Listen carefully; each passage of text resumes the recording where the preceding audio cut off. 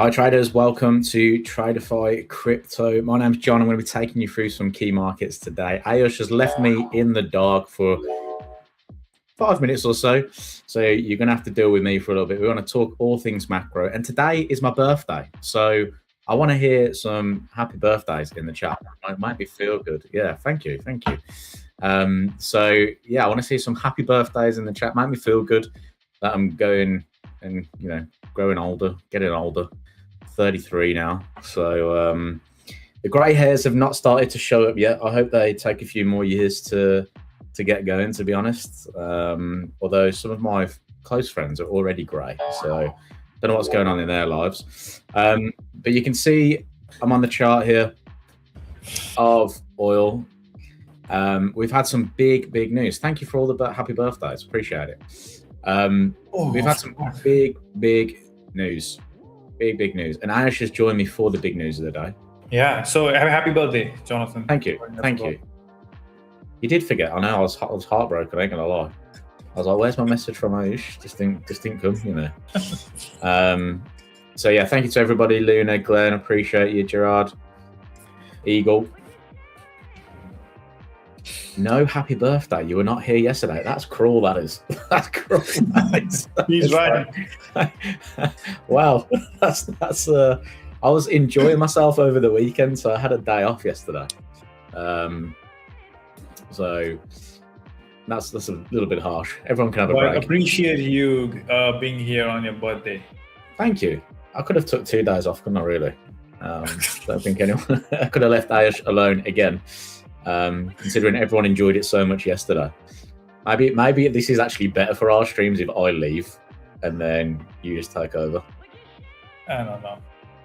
No, okay. I'll thank you for that. Appreciate it. We need some forex traders. Yeah. Good. Well, I'm actually going to start the day on oil. I know not your typical crypto stream in terms of opening with a crypto market, but we do have some really big news coming out of the US and the geopolitical situation, which might roll over into the crypto market. We may see a little bit more positivity around, see a little bit more risk on markets, which could help boost the crypto market as well. So reports coming out on News Squawk here just saying that the US Treasury Secretary Bessent says we may have an Iran deal tomorrow to open the Strait of Hormuz. That was coming from a CNBC interview. So the deal is possible today or Wednesday, and we are seeing the markets sell off from the back of that, especially the oil market. Obviously, an opening of the strait will mean that oil can flow normally, which basically means that we should see the demand for oil kind of drop a little bit and the supply grow, which is causing this little bit of a drop that we're seeing right now. Obviously gaps lower over the weekend as well, and we're continuing to maintain this downward pressure. So that's given a little bit of positivity across the border, across the markets, going into sort of your S&P 500, which is now crazily back at all-time highs again. It was only last week where we were talking about potential kind of like breaks of these levels, although I did say if you're a fan of watching the volatility index, a move above 20 is usually a good buying opportunity. So that turned out pretty nicely. So yeah, I'm hoping this positivity can flow into the likes of, Bitcoin and stuff. Whether it will or not, we have to wait and see. I think obviously we need a bit more guarantee than just one person's word of what that is. Obviously, if President Trump then comes in and starts backing that up, then there could be some good chances that we see some positive news, maybe see some further upside to the likes of Bitcoin, maybe seeing prices kind of drive back up into that $65 to $200 level, perhaps. But yeah, we'll have to wait and see. But some big news coming out of the markets over the sort of past half an hour or so. So I just thought I'd let everybody know. But how are you, Ayush? Thanks. I'm doing good. What about you? Oh, my chart looks okay. That's the reason is okay. It's not in good shape. Yeah. So yeah, now we can ask how are you doing, Jonathan? Good. It's my birthday. I'm feeling it. So Do you want to know what I got for my birthday? Oh yeah, what you got? This is how I know I'm getting older. I got a barbecue cover. Oh, good. Presents get less and less exciting as you get older. Although I was buzzing that I had a barbecue cover, so Yeah. that's So it. you're gonna use it today after the stream? Yeah, I hope so. I'm having some family over later, but the weather's a bit up and down here. How's the weather for you? Has it stopped raining? Oh, finally, I saw some sunrise after 2 weeks. So it was really depressing atmosphere for a long time. Needed some vitamin D coming in. We've swapped now then, so we're having a bit of rain. We can have a little bit of respite. So we are in a very trending market on gold, as you can see, and he can't handle the volatility on 1 minute. So on the daily, and yesterday, as I said that I am not gonna aggressive looking for a lot sell off below, and it performed well, and I actually took a long instead of taking shorts, and I'll explain that in a bit. But I think daily needs to do something in order for us to analyze the trend actually in this area for internal intraday trades. Either break above this range or break below, but I think we are in a very strong support. So to break below, I think we need some fundamental event confirmation in order to break it down up to take gold more lower to this range on the left. But I feel this is creating a really strong support for gold. We might see a spike higher. I'm not entirely sure, but right now it's just a ping pong range. Okay, let me get rid of my own indicators. Really bad. So we have this resistance level, this one, and the one is this support, or maybe I should mark this one because we got many taps passed in this range. And going on 1 minute, and yesterday after the sell-off, okay, let's go to 15, and then I should apply my template.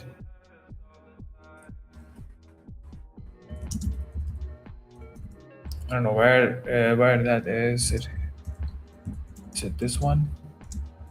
And TradingView is doing its best to disappoint me with the glitch. Yeah. So you guys know that Anastasia sold near this area, and then the swing low got taken out, and there is no follow through lower because there was a lot of bulls coming in. And during the PM session, I took some longs. It was 1:1. Obviously, we were in the range. I was not looking for more short price, but this range, which I was targeting for sell off, like I was expecting that price at 9:30 will maybe give me something like this and this, but instead it started ranging here, started a fair value area. So I was expecting that if we cross this range high or high volume node, so this bigger high volume node, I'm just calling them high volume node without applying volume profile. That's crazy. I'm going to remove this one. We'll apply from here, current price action. So yeah, and it was easy to understand that if we don't close below this range, or maybe form another lower low, price is not going to go lower. And if we get a bullish pullback, we are most likely to go towards this range. That's what happened during the PM, and it was 1:1, and then I cut it off. And in the Asia, it was range. We were still in this fair value area, this zone. Came back again, tested this wick, and now again at the value area high, rejecting this this monthly, weekly open. So did you trade anything? Did you took anything on the gold, Jono, in the range? No, I've not actually traded for a minute. Well, since the last time I was on stream, I traded a little bit. Still kind of fuming about dollar yen and how far that dropped without me. So I'm still raging about that inside a little bit. But no, I've not really traded anything this week so far. I had a little look at some markets earlier, and was just checking out the price action here on gold. Just seeing that we are, like you said, just trading in that little bit of a range right now. And so this was yesterday's market profile, and I can see we tried to break out the highs, failed to take out those highs. We started to move a lot lower now, so we might just kind of stay within this area here. We might just see another sort of false breakout. We're kind of trading within spin it around, mate. Just trading within this value area at the moment. So maybe if we get like a little bit of I'm watching this 5-minute chart. If we get like a spike up and a lower high coming in, maybe around that value area, high area, I might look for a short idea back down towards the sort of lows of the range. So I'll keep my eye out on this one, but I've not actively looked for any trades at the moment. This move here, this spike, is going to be down to that data that we were looking at. So again, I always like to look at yields and stuff. Yields are dropping because what we've seen in the Middle East, obviously, if there is a deal, oil is lowering, eases the tension. That can impact headline inflation going forward. So we're starting to see the bond market pricing those lower yields right now. If that continues to drop, this should be supportive of gold in the near term.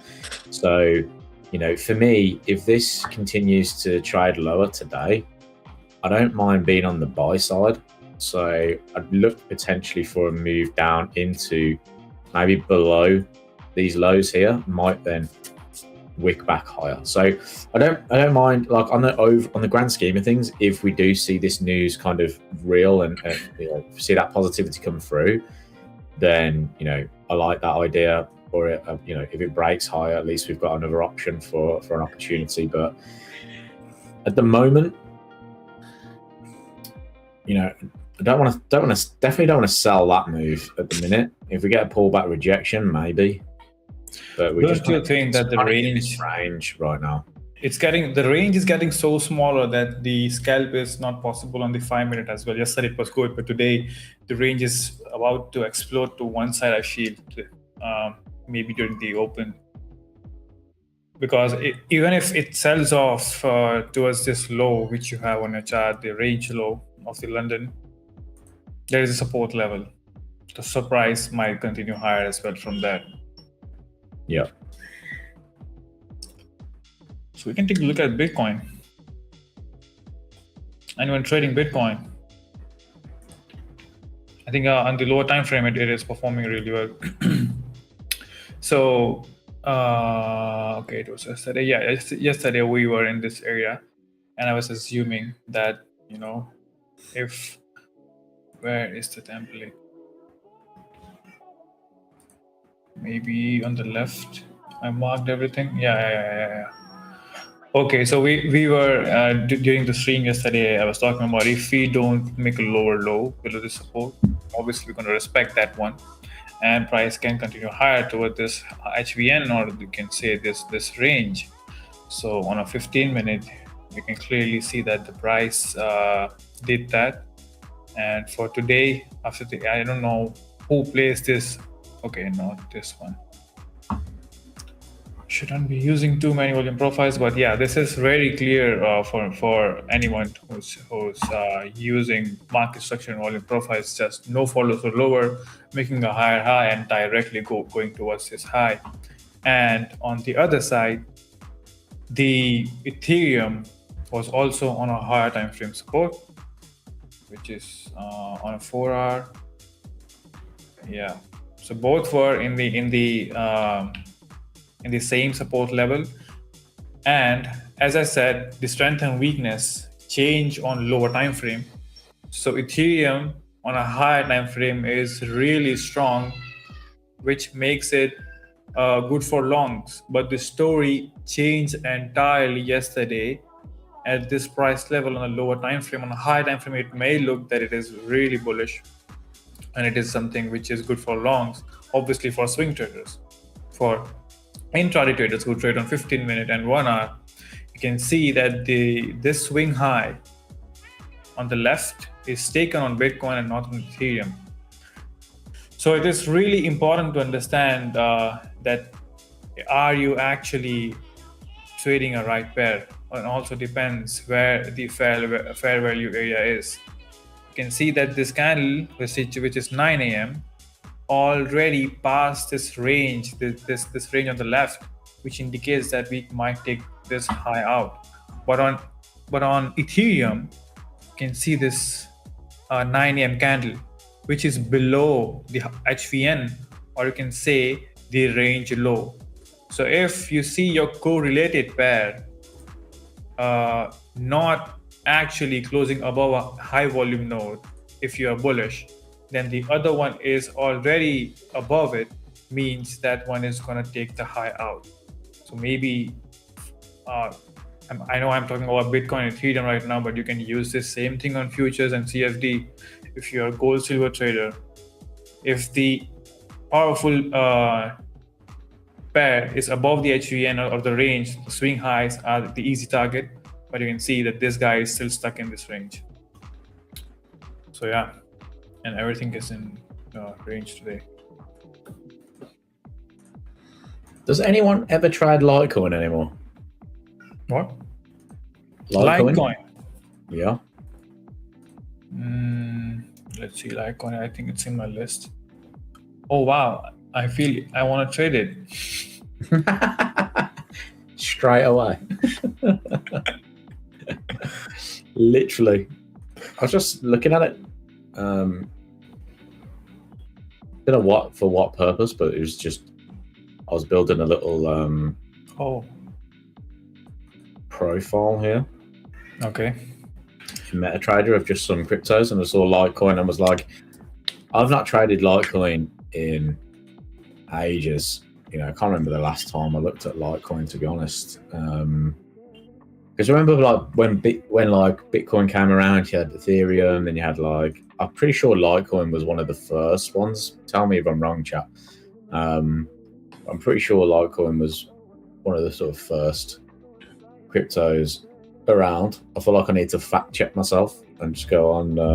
If you go on Coin Market Cap, does it give you how old the cryptos are?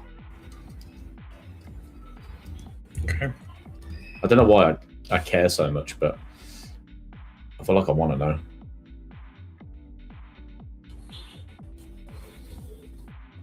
Whatever that looks really colorful.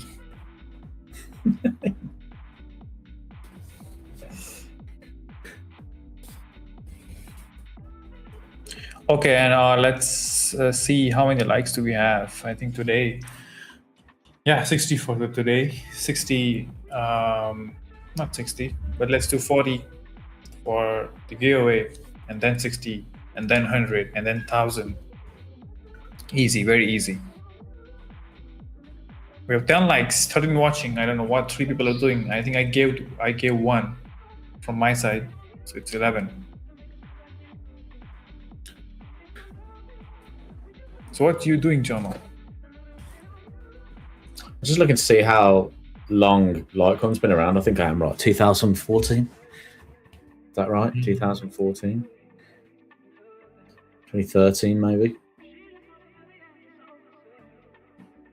It's like one of the first lot of cryptos, really.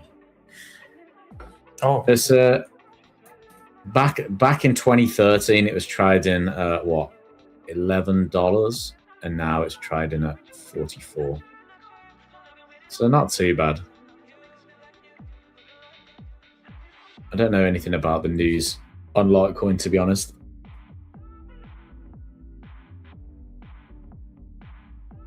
I know Glenn in the chat is trading hype at the minute. Yeah, the hype guy. Hype is the only crypto asset which is always volatile.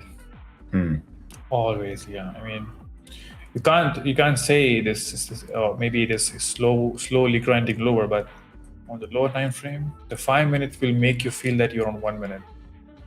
Look at this guy. Yeah. Straight up higher highs and not looking back.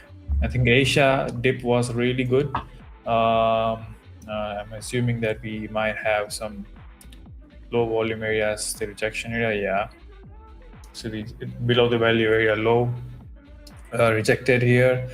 But to be more clear, if we have some, FVG, I think John will be like, oh no, he's talking about again the ICT thing. Not again.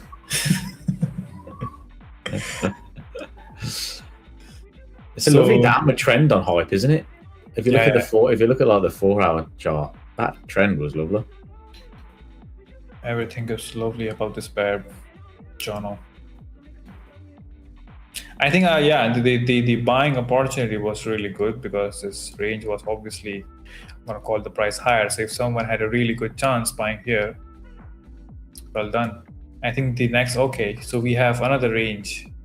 So what I'm assuming is, the next area of interest is this. What kind of support are we forming? Can I add this on a TASX and just try to trade it? So we have this level, obviously. So if we go higher and take support or maybe something like this, then this is the next area which I would look to take a swing along on this pair. But the pullback is really important here.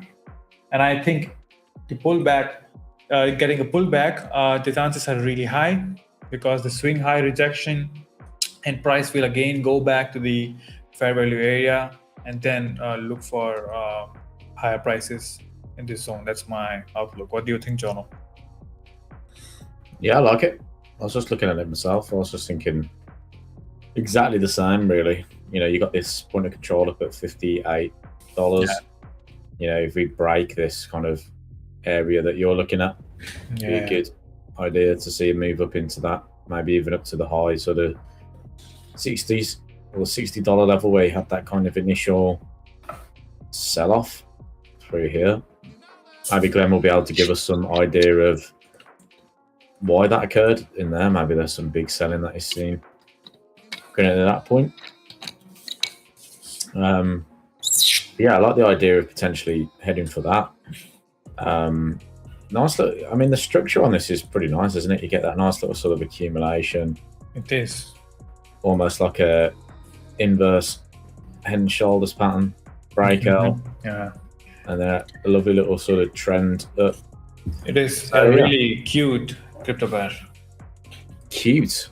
Yeah, cute. Oh. Why? What's up with that? I don't know why I said it like that. Oh. But yeah, really nice sort of structure as well. So on the 1 hour, I think it is much clearer on the 1 hour. Look at this. So this is what makes sense. I'm looking at same level. Do you think you're true? Yeah. That's the beauty of trading.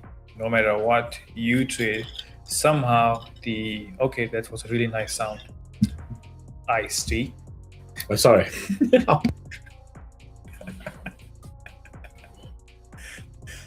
So I think if we get a pullback, this is valid area for price to take some jump high, and also we are in if you guys can't see it, the rejections, I'll highlight them with my skills.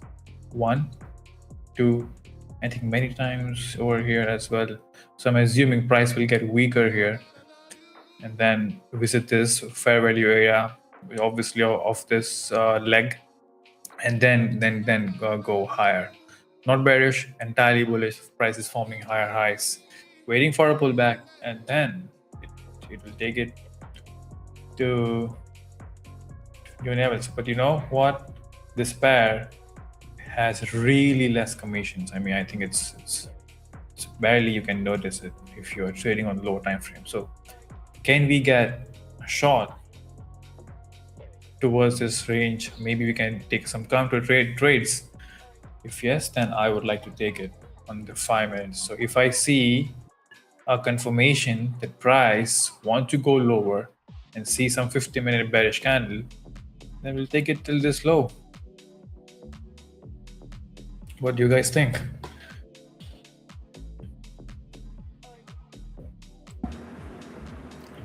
Muted myself so I didn't annoy you with my iced coffee.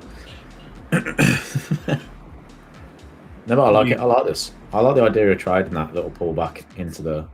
I would open up my DX trade and have a little look, but it's going a bit crazy right now, so might have to wait for a little bit. Wait until I want to trade it, and then maybe I can dive into the account and have a little look there. Set some alerts around that level.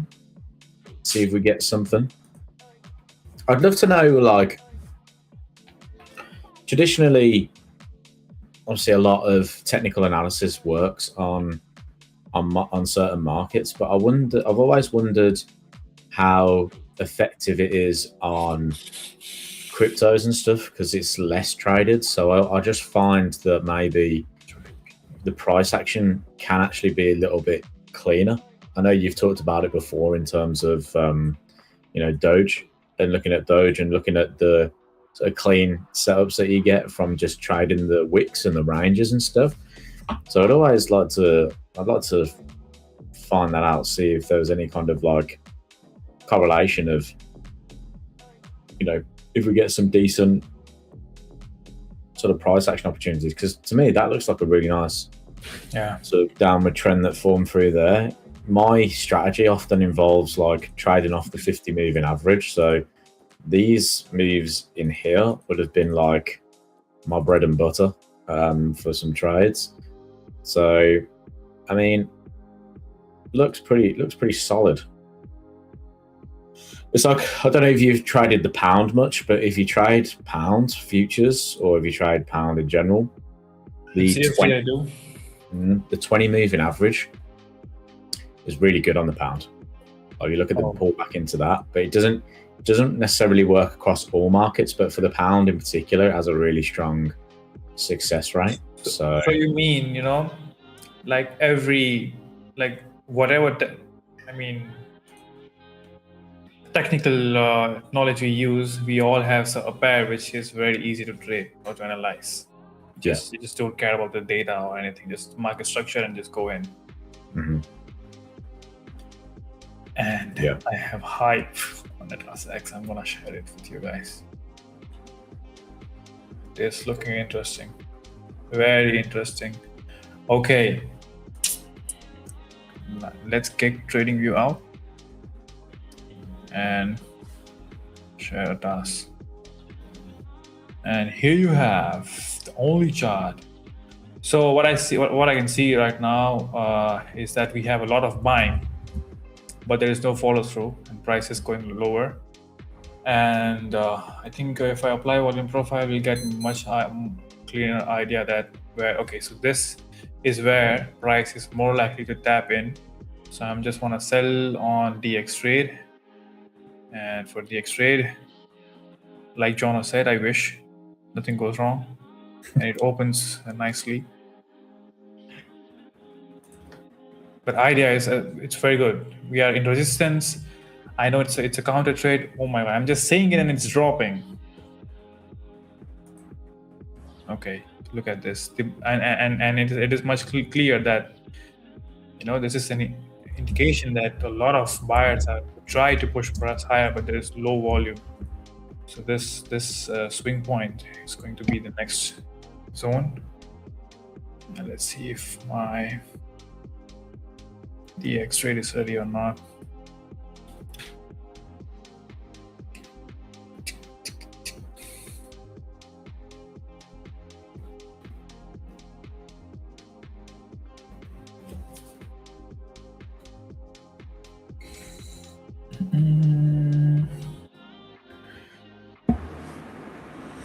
So you're going to sell back down to this support?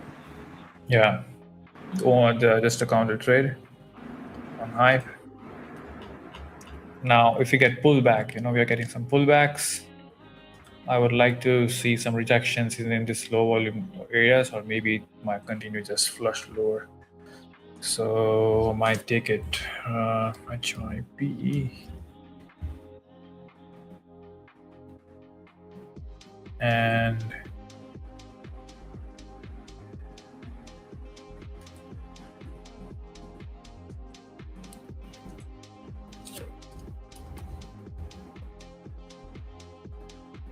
okay.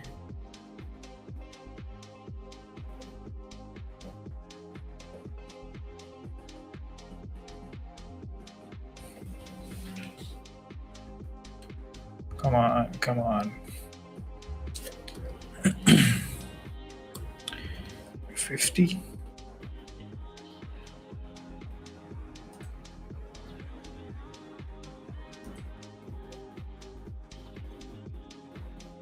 Targeting this point of control, or they'll be seeing this swing high, swing low, I mean. I'm gonna share my screen in a bit.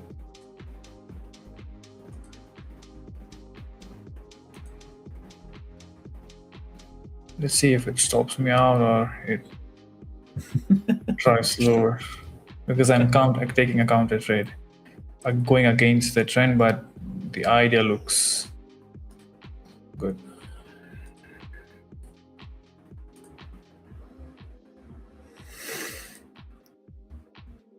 No, Luna, I don't think we did end up finding out the personalities. I know Anastasia was going to show us how to find our trading personality, but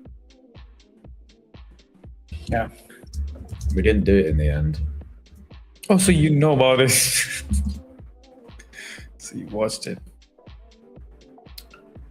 Oh, is this not what we were on about before? Is this a different one? No, yeah, it's I think yesterday. I was in yesterday. Yeah. So Jason was talking about the personality test and stuff.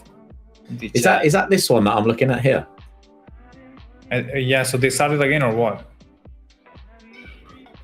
I don't know. Is it this one? Is this the one? Not that, but it looks good. I don't know. Yeah, just like I don't know what this is. It says try the personality test.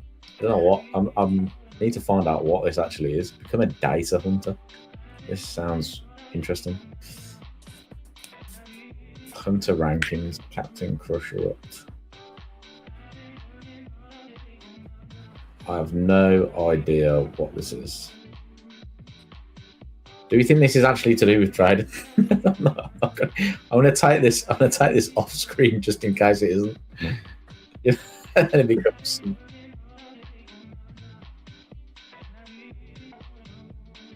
Yeah. Let's not do that one. There was one by this really prestigious doctor of he's like a PhD of trading, and he did one that was really good.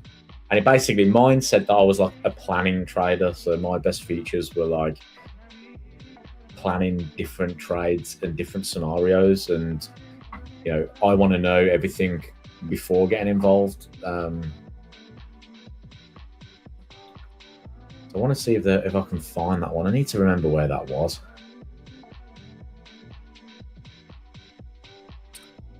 There's some very bad glitch happening right now. Gold is flying. MBTI personality test. These bunnies looks a bit creepy. Yeah, I don't even want to take that one.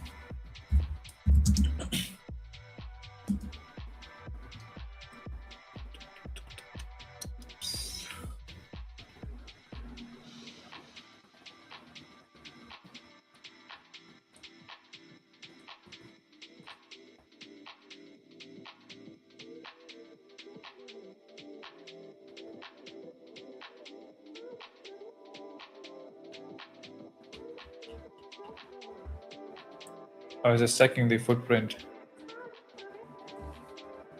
You can see a lot of buying here, and there is no follow through. So I'm expecting we still are in a zone, and I don't know why candle is not moving. It is moving, okay. And that's the representation on right, so you don't always have to zoom in the screen. So idea is the resistance level on a higher time frame. I can go on the 1 hour, and it will take time. So if I draw this zone from here, that we already got many rejections, and we got a lot of buying absorbed. If it follows, because we are in a very early stage of a counter trade or maybe reversal, I'm not saying that the price will drop directly from here. It's just a small pullback trade on the 15-minute. This is where I'm in, and you can see the sellers are stepping in. If the orders get accepted, we'll see good price going lower. And I'm still in the trade. And the movement, okay, so there is a little bit delay on whatever is you guys see on my screen, and it is on the DX trade is moving fine.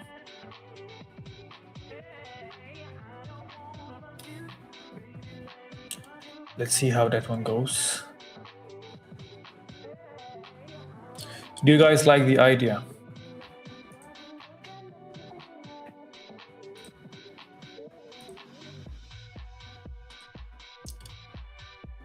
This is a mountain bike tire inflated. Another topic starting in the chat, which you can't figure out what. And also we have a future trader who got payout from Tradeify crypto coming up in the second hour. So make sure to load your questions. If you're a future trader trying to trade crypto, in the chat, will surely help you. I see it marking highs. I see it marking higher lows. Higher lows? I didn't get your point. Where to buy that Tradeify headband? So it is a custom headband. I can't wear the hoodie every day, so I made one for myself. I think that's, if you guys like it, they might make it for you guys so you can buy it from Tradeify merch. Lol, same.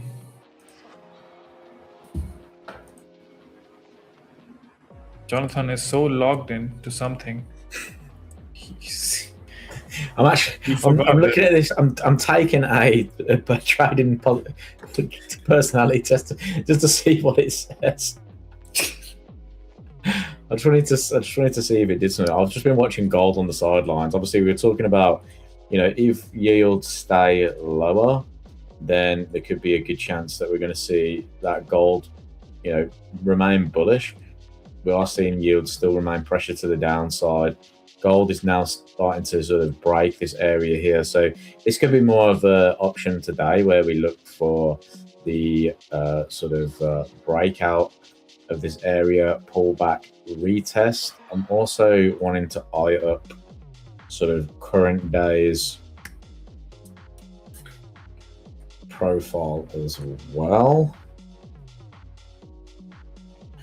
So a nice little sort of break here, nice hold, come back down, retest of this zone in there might be an idea for a bit of a long. We can see there's a bit of a sort of accumulation up here, so that could be a good target for price. Let's have a look what levels are saying there. So, somewhere around here could be a good target. So going longs.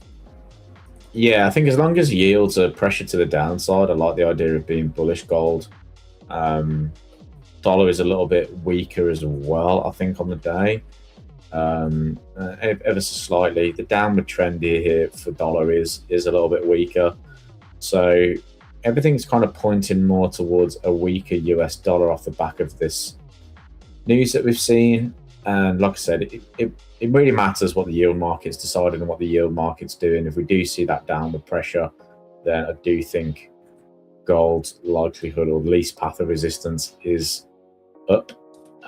So I quite like this play. If we see a good hold here, maybe back towards the value area high point of control of today, so currently, might be a good area to have a look at. So I might just set an alert around this area. You know, alternatively, you could look at buy limits with stops below the volume area. That gives you a good reward to risk ratio, but I'd prefer to wait for price to come to it, reject it, and then try and find a opportunity in, because if it doesn't and it just keeps tanking, then, you know, I don't really want to be involved in that trade, because that probably means my theory is not going to play out. So yeah, I quite like that opportunity right now. I like the fact that we're breaking above key highs. I like that this area here is a bit of like an untested area as well. So that to me, up towards that $4,105 looks like a good target for price. So yeah, if we do see a consolidation or like a pullback into this area, I like that. I like that for a long, I think.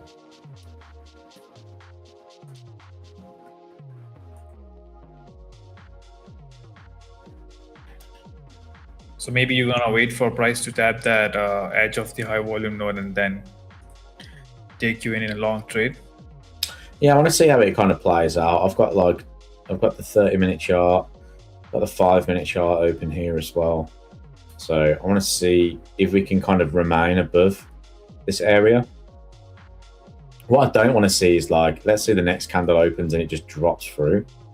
Yeah. I don't want to see that, because that would be fairly negative for price. If we can hold above this area, and let's say we have a very sort of sluggish move back into this area, then I'd be happily looking for a long idea at that point. We could look at maybe the sort of profile on the lower time frame just to see what that impulse is saying. But not fussed about that one at the minute. I'd rather see price hold of these levels. But this push higher was really good, you know, when there's a lot of sell-off. And you know that price is forming higher high, the chances are high that the white leg you have, which is very bullish, can price send back higher. So it's tap the range and then jump back higher. Really good move. Yeah. So I'll keep an eye on what yields are doing as well. And hopefully they can stay lower. That's what I want to see. I want to see yields push lower. What if they don't? If they don't, then, and we start seeing a move back higher, then I'll probably look for the opposite. I can't see anything that will stop this right now unless we see more data or more news that contradicts the news that's come out, because that's what's driven this move here, was the data that there could be a deal between the US and Iran tomorrow. So look, we could come here tomorrow and the deal's not in place, because that's what the market's now going to be resting on. It's going to be resting on if this deal now happens, because I don't think we've had US Treasury Secretary Bessent really comment on whether the deal's happening before. I think it's been more about like Trump and the back and forth there. So that's quite a strong opinion to have. It's almost like I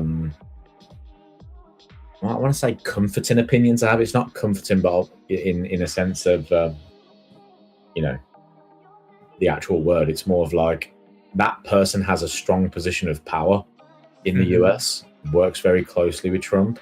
So if this guy says that this could be happening, then there could be good weight behind it.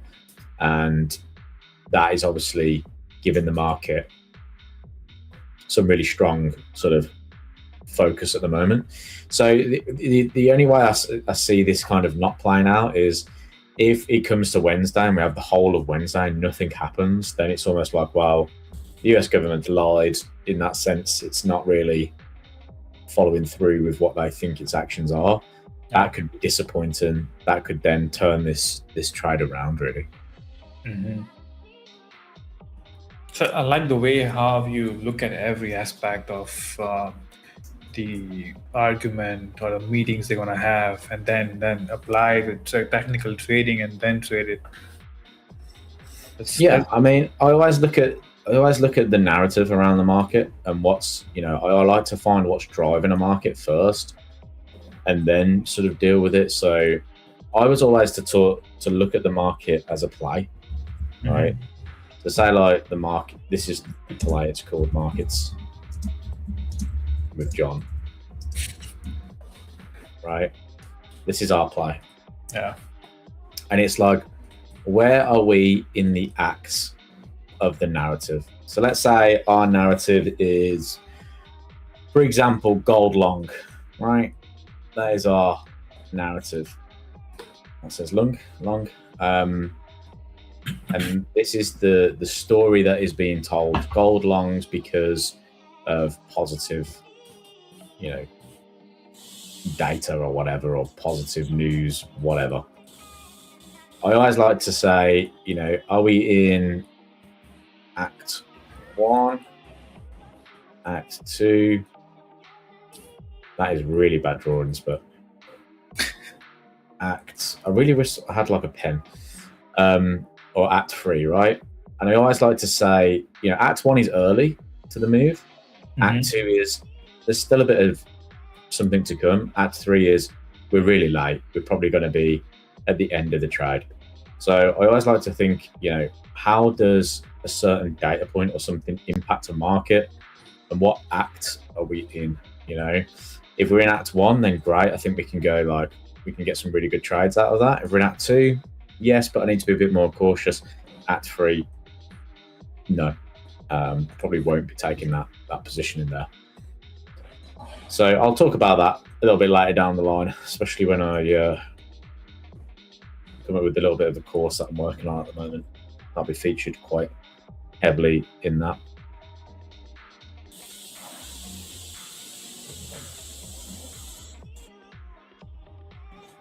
Oh, amazing.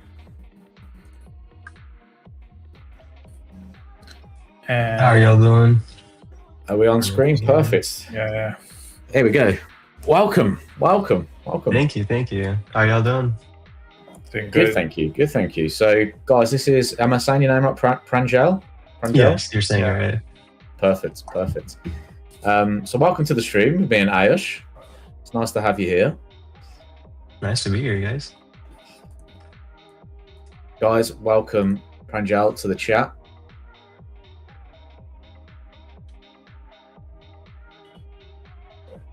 Okay. Give me a second real quick. I'm going to have everything set up. And then we'll share my screen.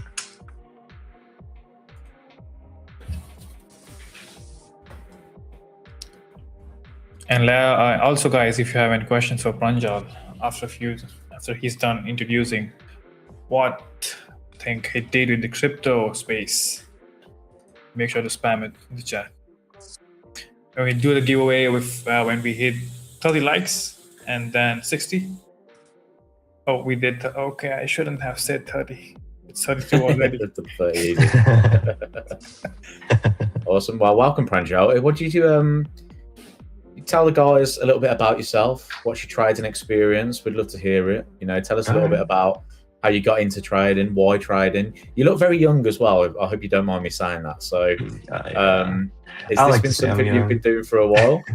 Yeah, I've been doing it as soon as I turned 18. I was like, how to make money online, and trading showed up first thing, right? It was some guy trying to sell a course. I didn't buy the course, obviously, but I was like, okay, this is something. Let me just try it out. And I started with options, funny enough, because usually people start with stocks and then go into options, right? But mine was the other way around, and I lost money, undoubtedly, for the first 2 years or so. Then I switched to futures, and I was trading futures I've been trading futures for about 3 years now. Okay. So trading as a whole, I've been doing it for 5 years. I'm 23 now, so it's been a little bit, and we're getting there. Crypto, I started doing it last year with Tradeify. It was just a new thing that Tradeify came up with, and I was like, let's just give it a shot. And I passed my first account, and I was like, oh, this might be it, you know. Yeah, I took a payout. I forgot about that payout lock that happens at the balance amount. Yeah. And as soon as I took the payout, it was like, oh, your account is blown now. You got $1 left in drawdown. I was like, oh shit. But yeah, I passed another account recently, and then Bitcoin took me out. It's been a rough time for me, honestly, the past month or so, like in futures and crypto alike. Like I feel like this stock's been taking me out just way more than it has in the past month than it did in like last 5 years of trading. So maybe it's just me like paying more attention. Who knows? We'll see. But yeah, I do have a funded account that's I'm trying to activate it. I should have done that before, but to be honest with you, I got confused by the time. I thought it was like 8:30 CST, but it turned out to be 7:30. So sorry for being late. No, don't worry. No, glad you're here. So did you have any experience in crypto before, like, or was it almost like you were trading options and then you were looking for a market that just kind of suited your style, I guess? Funny story. I was losing money here and there trading meme coins, you know. When the Trump coin came out, I was trading that. When Pepe came out, I was trading that too. And some of a bunch of different coin in what is it called? DX Crypto? No, that's the actual site that you guys trade on, right? So it's not that. It's some like other. I was using some bots to trade Pepe Boost or whatever. Somebody in the chat probably knows what I'm talking about, but it was just like complete degeneracy, right? I was trading meme coins. For a little bit, I would lose money. I'll be like, let's deposit $200 and let's try to like run it up, and I didn't run it up. And but I was doing that. I would buy crypto sometimes, ETH and Bitcoin. My dad is kind of into these, you know, like you just buy them and just let them ride for however long. Cool. He's been holding some Bitcoin position for like, I don't know, like 2 years now since he's down. He bought at the peak, so he doesn't want to sell it. And he's been doing that. So I'll probably get a little bit from him too, you know. But yeah, it was not the first time trading it, but I guess like trading it this way with like leverage and everything was the first time. Yeah. So you didn't give him any tips then? You didn't say, oh, you know, don't buy it at the top. Like you just Hey, I do that too. So like I don't think I'm in a place where I can tell him don't do that. Yeah. To be honest, like he made a lot of money with Dogecoin, I think. I don't know how much he made exactly. Like not a lot, but he definitely made some money with Dogecoin. He was like, yeah, these are all profits, and I'm just trying to run it up. And I'm like, okay, do you, man? You're already up, so it's free money at this point. Okay, nice. So is there like an asset that you trade at the minute, like that you like really focus on? There's some people in the chat that have like one asset that they trade, like Glenn, he trades hype and things like that. Is there like an asset that you've had really good success on? I usually just do Bitcoin and ETH. Okay. They just have like the cleanest movement, and the 5x leverage definitely helps, you know. Agreed. To pass it on faster, and also like other way around to blow them faster as well. But I've been passing it lately, so you know. And yeah, usually just Bitcoin and ETH.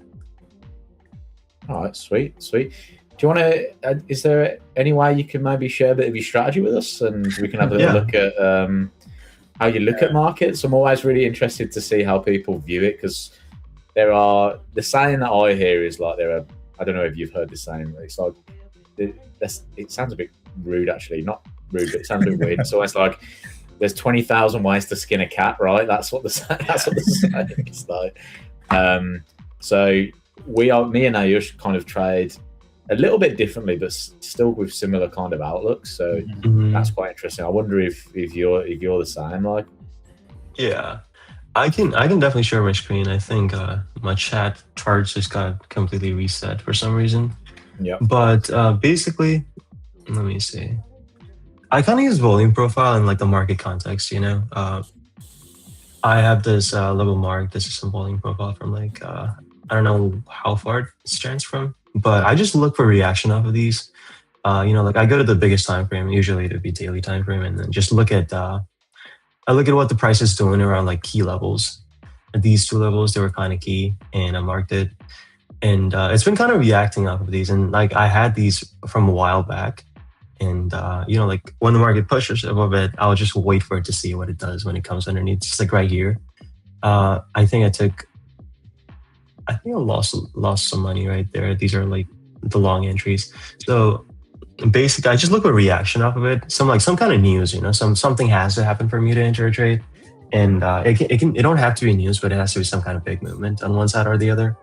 And then I'll just wait for it and then see if I can like fade it or like get in on it. So I think I entered long right here. I was expecting this to be a fake out underneath this level and then for it to rip higher. It did rip higher. I was like up like 3K. I was like, no, let me just wait for more. And then I forgot to move the stops for break even. And then the next day I wake up, I'm like, oh, your account is locked out for the day. Because thankfully I had the, what is it called? The add-ons, one of the add-ons where, like you can lose $3,000 in a day and not blow your account. I had that, so. And I was holding it too, dude. Like this was, I think this was when NASDAQ gapped up or gapped down. I also looked at I also trade futures. And what I've noticed is they're on 830. Bitcoin and NASDAQ kind of move together similarly, not exactly the same, but it kind of like follows a little bit. Sometimes one of them is pretty strong, one of them is pretty weak, but like the general price movement is kind of nice. And I was, I think I was awake for this, for this move higher. And I was like, yeah, let it retest this. Then it started to be, let it retest this level since I'm still up. Then I think I went to break even and then it just shot down so fast that I couldn't even move my stuff. But this was the first one. The second one was, I was a little early on this one.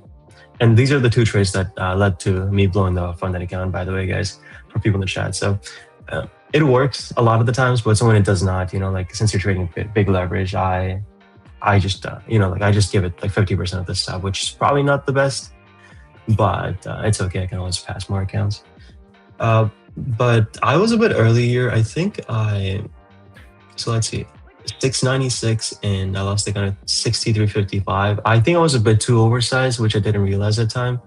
But basically like it went up 150 points or so. I was targeting this to like break down since it broke these lows, and I think ETH was doing something interesting too. It was rejecting like some level that I had marked, and probably around the time, like right around here or something. So I kind of look for a correlation between different stocks and different crypto assets, and then especially it'd be Ethereum and Bitcoin, and then I trade based on those. Sweet. I love correlations. Yeah. Such a I should tell you how much I love just looking at correlations across charts and stuff. Yeah. But that's pretty solid. So you wait for almost like a news or like a volatility spike. You try and like fade that move back. Yeah, I usually fade it or like trade on the same side if it's pretty strong and it's doing what I expect it to do. Cool. So are you looking at like the US news quite often and looking at kind of the big events? So yeah, you'd be looking at sort of like, I guess NFP is coming up on Friday. Is that an event that you would typically sort of look at to do some trading? Look, the market has to move. Honestly, I don't really care what the event is. If the market isn't moving enough in my side or the other side, then I'll just look for something. Like I don't force it since it's a crypto account. And for people who trade futures, this is like a big jump, because you can hold positions. And with futures you can hold positions too, but the margin requirement is just insane, so yeah, this is like so much calmer, so much less headache. You're not trading NASDAQ and trying to predict what it's going to do, and it's just going to fake you out 100 points on the other side without you, and then it's going to get to you every day. But yeah, if people in chat who trade futures, you guys should definitely try crypto out, because this might be like much more calmer. It is not as sexy as trading NASDAQ and then predicting every side of it, but if you're making money in crypto, like you're making money, and if you buy a 100K account, you can trade a 5x leverage. That's like $500,000 position, and 5% of that is a lot of money, right? So no, yeah, absolutely. That's pretty cool though. So with your ETH and Bitcoin trades, what's been your biggest trade? Oh, looks like this account got activated. I think it has been, so I had about like 4 or 5 accounts, I would say. And I think ETH was the one that led me to passing my first Tradeify crypto account ever. It was an 100K valuation and I passed it, and that's the one that I took a payout from. And it was a while back. So Yeah. I think I made like 12 grand in one trade, and this was within a span of I don't even know, like 6 or 7 hours. I was not even fully leveraged. I think I was using like half the margin, a 250K margin. So that's kind of crazy because and it was a while back. I don't exactly know when it was, but it was around like probably around this time when the crypto was like making new highs and stuff, or not new highs, but it was like moving up quite a bit. But yeah, that was my biggest trade in crypto, I think. And also, it did take me 2 tries to pass this 150K count that I've blown recently, but or not 150K, it's 100K count. But I think one of the trade was like $9,000 or so, and the other one was like $2.5 or $3,000 or something. So those are my like biggest trade till date in crypto. Nice. And that was using the same strategy that you've been using, like you were waiting for that kind of like fake out move. Yeah, basically. And then I'll just enter based on the reaction the market has on close to these levels. I had a bunch of different like levels marked out. I think I somehow reset the chart and then it just went out. But I think with crypto, it's mostly a waiting game, right? Because there are always people who are like, trying to get in right away. And if you just wait, you can get a better entry. And that's the same with futures too. But futures, you're trading it on like smaller time frames. So if you wait for too long, you might miss the move. So you're kind of tempted to enter. But with crypto, like you can just place it there, just go to bed, and then wake up tomorrow with your TP hit or your stop loss hit. So much easier that way. So you're swing trading cryptos really? Versus sort of. So on the future side, were you day trading? Yeah. Okay. And then you felt like when you came to crypto, you just wanted to. Did you? Is it because you lost at day trading that you thought you want to try swing trading, or was it like, I'm just going to try swing trading a bit? Not necessarily. It's just a different thing, right? Like the commissions on crypto, especially when you're trading a bigger account, even the 0.4%, it adds up quite a bit. So if you're trying to like scalp it, and it does move a decent bit, but if you're trying to get like a 1% move and then make it 5% with like full leverage, you're spending like $1,000 just on commissions. And it's not like sustainable because you're lost most of your EV by commissions, and that's like something you don't really get out of the market. That's just something you just lose every time you win or lose a trade. So I was like, let me just try swing trading it a bit more because there's always Nasdaq I can day trade, right? Like I can just open the market up at like 8:30 p.m. or something and then go ham, and then like Nasdaq is gonna get me whatever time it is. So it's just like it's just much calmer, and I'm not trying to like add on to the stress that Nasdaq already brings. Day trading and ETH and Bitcoin, I think they don't move as much. Well, they do. They kind of do in terms of percentages, but in terms of like slippage and commissions and stuff like that, they don't move enough to justify swing trading. Or you need like a crazy amount of margin without any commissions for me to start day trading these. So would you say that's like the main difference between trading sort of futures and cryptos? It's almost like the cost to do it. Mm-hmm. Dude, that's the first thing, and it's just so much calmer swing trading, especially with crypto, because a lot of the moves they happen when you don't expect it, right? And it's just so much more calmer. So this is something I realized recently, not recently, but like about right around the time that I got my first payout with Tradeify crypto, and I was like, I had almost no stress getting to this payout, like almost zero stress at all.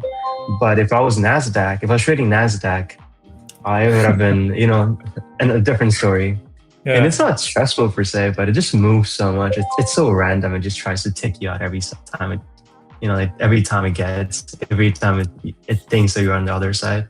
So I just not very. Especially if Trump says something.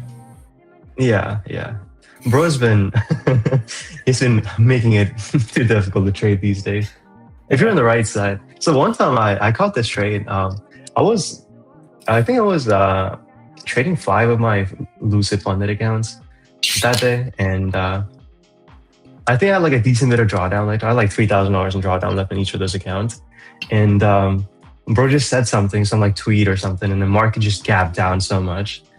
And thankfully, it went on my side. So it just went past my TP because my TP was set to like $150 or something. Because I was just trying to like get those $150 stays and I can take a payout. But yeah, I just shot down so much, and I think it was maybe it was like $600. I don't exactly know. And it was a Nasdaq, and it was just one contract. So I think I closed the trade like 150 points in profit, and that's like $3,000 each account. And with like 5 accounts, that's like 15 grand. And all you gotta do is just be on the right side, you know, like know what he's gonna say, and then you're good. So you're referring to that Thanium candle which Trump made, I think, last week. Yeah, I think that's what it is. Horrible time, yeah. Yeah. Yeah, it is crazy, dude. The market is completely been, well, fucked up for a lack of better word, because all you're doing now is not looking for a technical analysis or fundamentals or anything. You're just waiting for bro to say something and then feeding the move or like going in that direction. Yeah. Awesome. So when you were looking at the sort of news then versus, you know, crypto and futures, you just think that the news doesn't impact crypto as much? No, it does. But with crypto, you know, like trading these prop accounts with Tradeify crypto or something, it's just a different beast, because 1,000 point in Nasdaq, it's well, in terms of percentage move, crypto definitely moves more. Yeah. But 1,000 points in Nasdaq is like 20 grand, and like 100 points in Nasdaq is like 2 grand, and 100 point in Bitcoin when you're, you know, trading the full leverage with the 100K account or the 5x, that's like 5 grand. But it can definitely move a percent, but it's just the commission parts, right? Like, and I'm also not trying to day trade crypto. I don't know why I am. I'm not really against the idea. If I see something I really like, then I'll probably think about taking it. But it's gonna be like a day trade that's a pretty long one, because usually when I day trade futures, I just scalp them. And I'm not trying to like hold a trade for too long, and especially in futures. Especially in this market one, you know, like I said, bro could just come in and say something. Yeah. So definitely don't want that to be the risk, you know? Yeah, I've been, there's that thing going around where you can spend, well, a lot of hedge funds have been offered Trump's early tweets for like $100,000 or something. I was just saying, I wonder how many hedge funds would take that up, because that just, for a hedge fund, that sounds quite cheap. Yeah, I think everyone would, honestly. Like, Yeah. if I had like, maybe like, I don't even know, like 5 times more money that I do, I don't even mind spending like 50% of my net worth knowing what bro is going to say, because you can just go full leverage on one side and then you just make it back. If the market moves, like, if it's like a bad tweet, it's easily going to move like 300-400 points, and then you're golden, right? Like, that's a lot of money, especially for like full sized. Absolutely. Do you trade anything like gold or anything like that? Yeah. Well, not on these accounts. When I trade gold, it's usually in futures. I was trading silver. Funny story. Like when it was moving quite a bit, when it went up to like, I don't even know, 120 or something. Mm-hmm. And yeah, not on these accounts, but you know, it was fun. It was some fun times. It was just acting like Nasdaq's big brother, and it was moving so much that the prop firms had to like ban people from trading it because they were just losing too much money. I think that happened near Jan and Fab. I saw a lot of people on Twitter only trading silver, and they were banning metals, and they were shouting why they are doing it. Yeah, dude, they don't want to lose money, and that makes sense. But at the same time, you know, like let people trade what they want to trade. Not if they're losing too much. They don't want to see that. They don't want to see that at all. Yeah, well, it's a business after all, right? If I was running a business, I would do the same thing. So. Yeah, 100%. 100%. We've had some questions come through from the chat, actually. So I want to get your thoughts on those. So Glenn's asking, what time frame do you execute most of your trades on? With crypto, I'll usually just look at the 5 minute, and I usually have levels marked, and I'll just wait for the reaction of those levels. On the daily time frame, or like a 4 hour, I'll just do some analysis, you know, like see what the market is going to do and then what side it's going to pick. And I usually just enter on like inflection points. So it'll either be like fading the move that just happened that took us to the inflection point, or, you know, I continue with the move on the inflection point, but usually just on the 5 minutes. And what I try to do for people trading with Tradeify is always place limit orders, because market orders, they feel you at a pretty bad price. And if you're like leveraged enough, you know, like if you're trading Bitcoin, a 10 point like bad fill is it's not going to be that much. But if you're trading some kind of like smaller caps, even like Solana or ETH, they're not smaller caps, but you know, like if you're trading something like these, or Dogecoin or Shiba Inu for whoever caught them 25% move in Shiba. If you're trading those things, it just fills you at a bad price. So just try to place in limit orders and then just let it be, you know. No, for sure. That actually kind of leads me on a little bit. So Luna asked, how do you find your levels for TP and stop loss? So could you break down the chart for us? So let's say you're looking at this Bitcoin chart right now. Yep. And you were looking for a particular trade. How would you go about sort of drawing your levels, finding that trade, and things like that? Let's do that right now. All my things are reset, so I don't have the other stuff.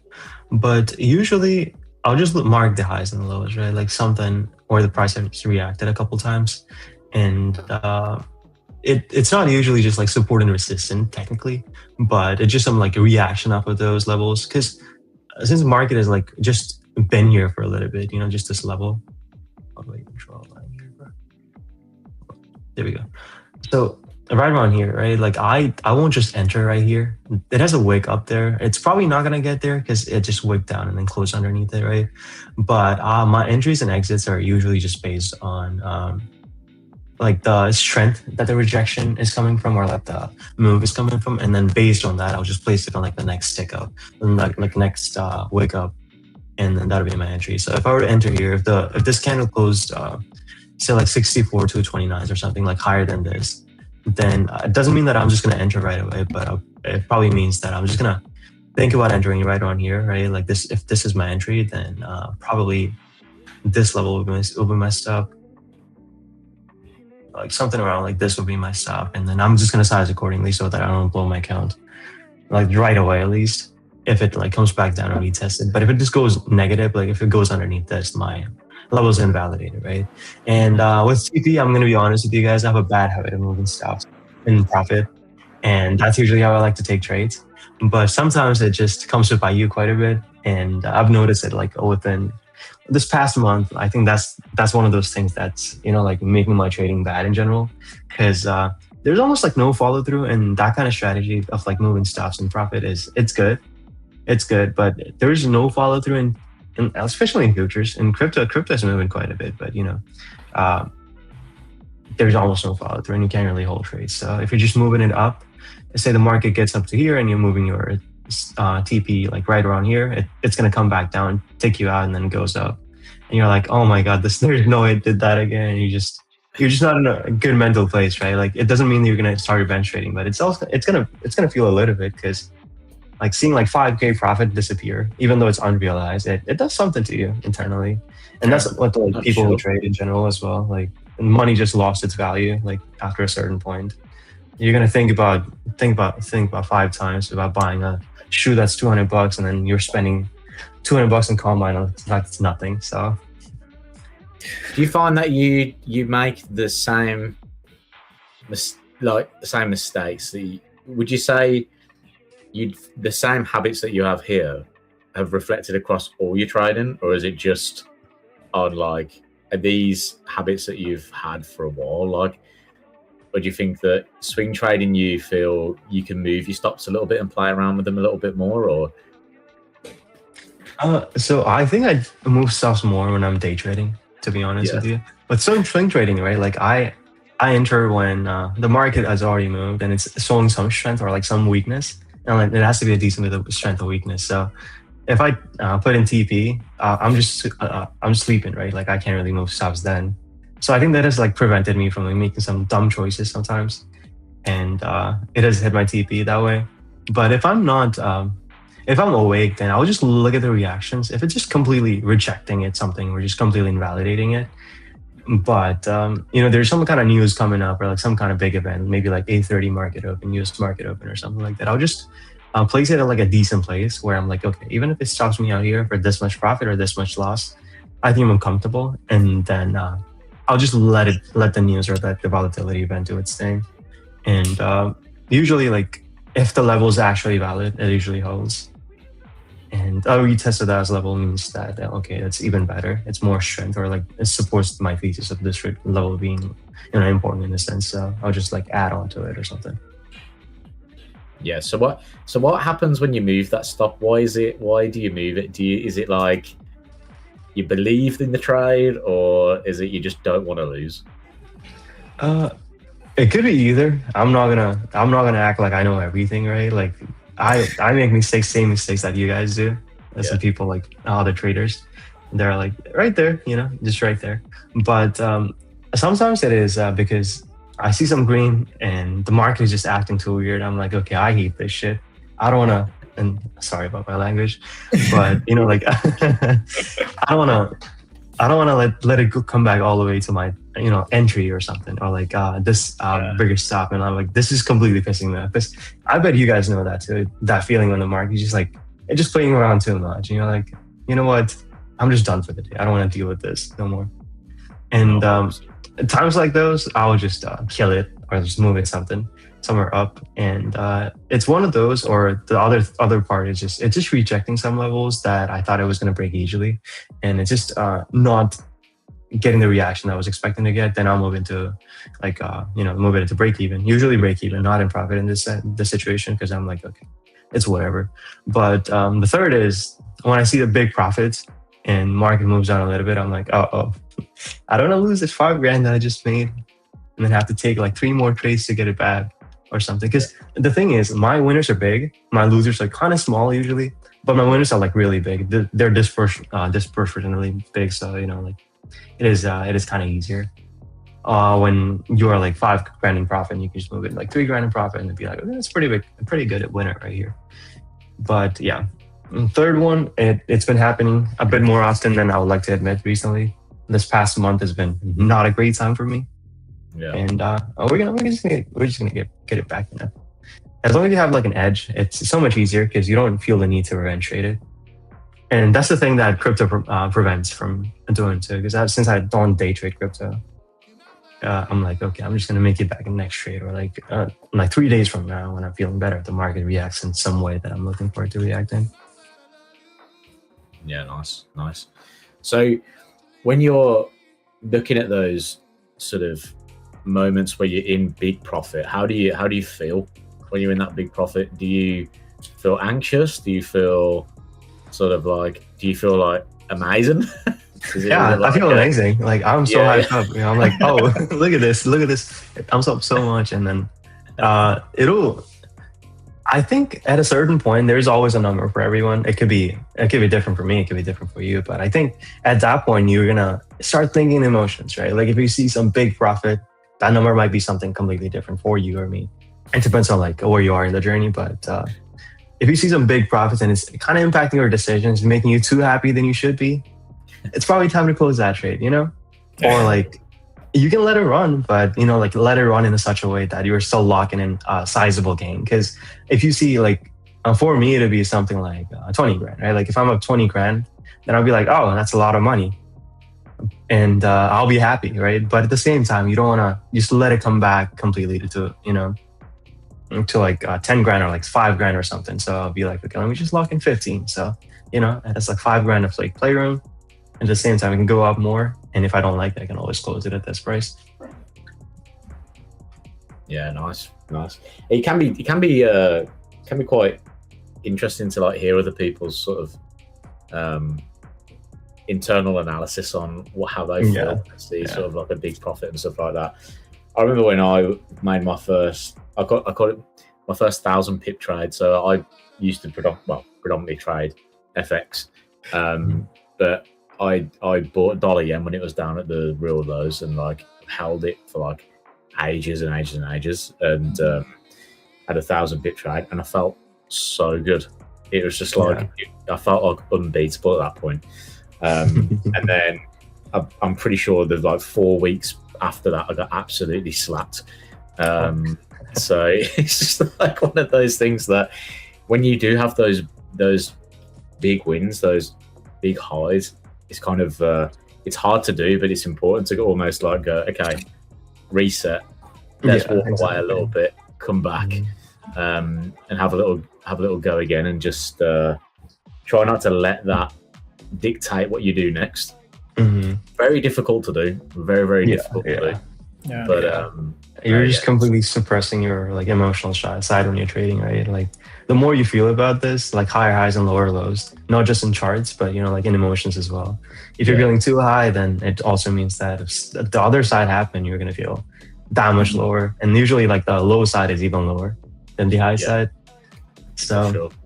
yeah. No, for sure. That was going to lead me on to our next question, and I've completely forgot my thought process now. But I was gonna ask you. So, with the emotion side of it, you said that you dealt with some or used some kind of like bots before, some like meme coin bots and stuff. Mhm. Have you done any kind of like bot stuff with your swing trading or anything like that? Not really. Not Okay. really. When I was talking about bots, I was talking about like some kind of like way to place entries. There was something like Pepe Solana bot or something that basically just like buys this stuff for you, buy the meme coins for you. Like that's all I was doing. I was not like doing like algorithmic trading or anything.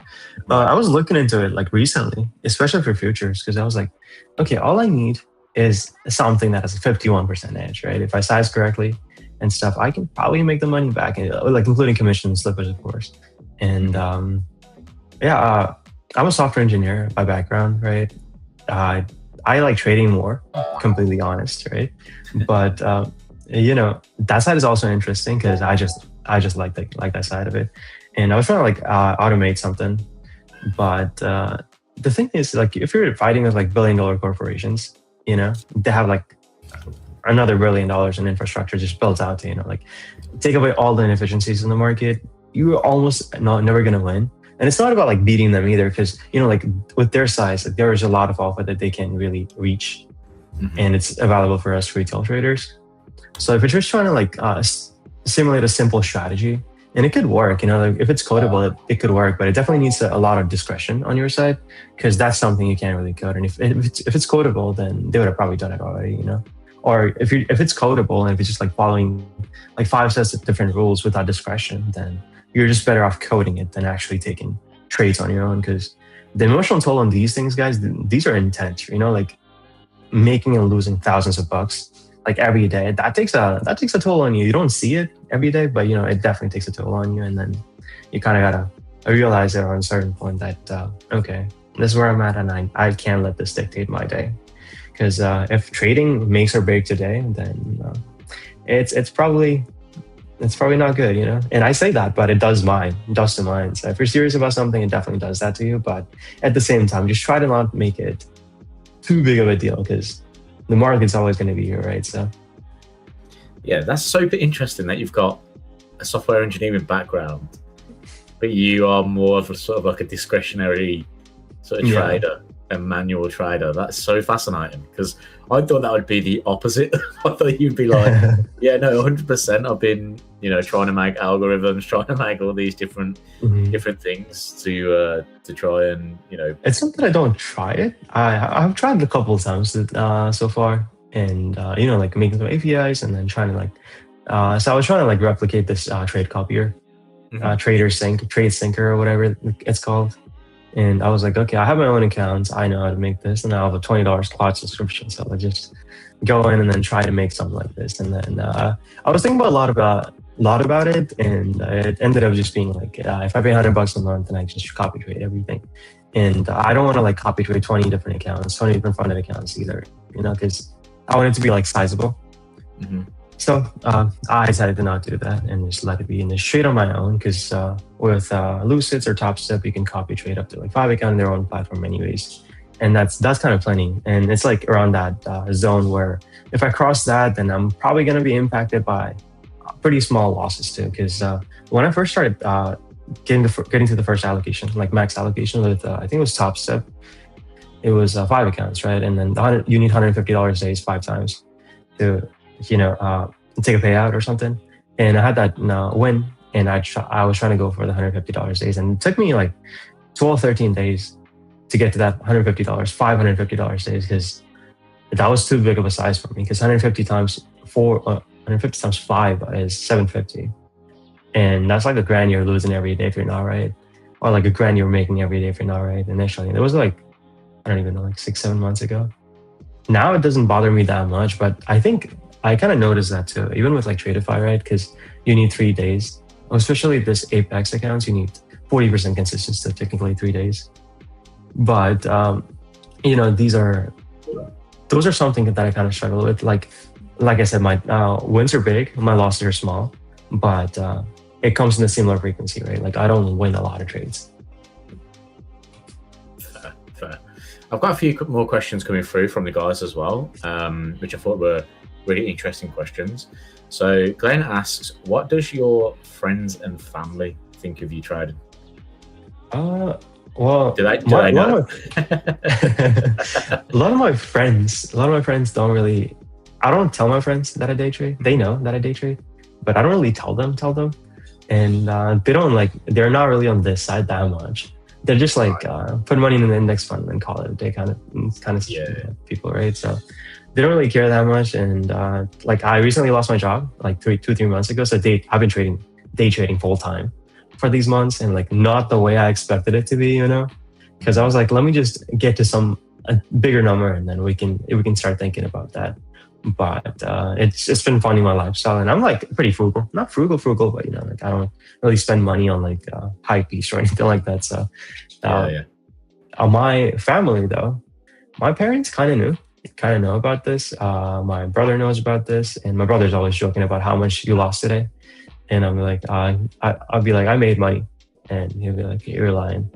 And like, he doesn't really, like, they don't really care. Because I feel like at a certain point, you gotta, because it's your life, right? Technically, it's your life. If my parents or my friends or like people I care about, they tell me not to trade, am I going to listen to them? The answer is no. So like, why would I let their judgment of what is right for me dictate how I live my life? Because like, to be honest, like, you gotta do something, And if you know something that you really like, then there's no harm in doing that.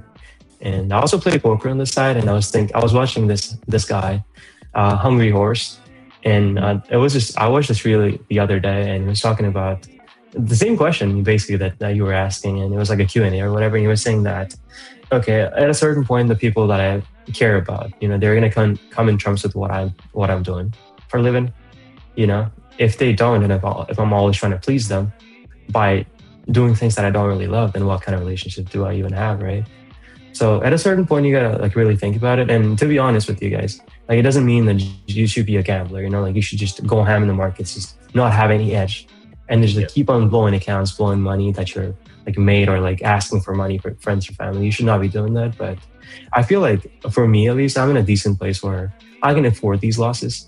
And at the same time, like I'm mentally mature enough to, it might not seem like it, but I'm mentally mature enough to, not be complete degen, at times when shit is going bad. How did you find that transition then from going from your full-time job wasn't trading to full-time job is trading now? How was that transition? It is so much more shittier than I thought it would be, to be completely honest with you. Like, I usually like day trade futures, right? That's where most of my money is coming from.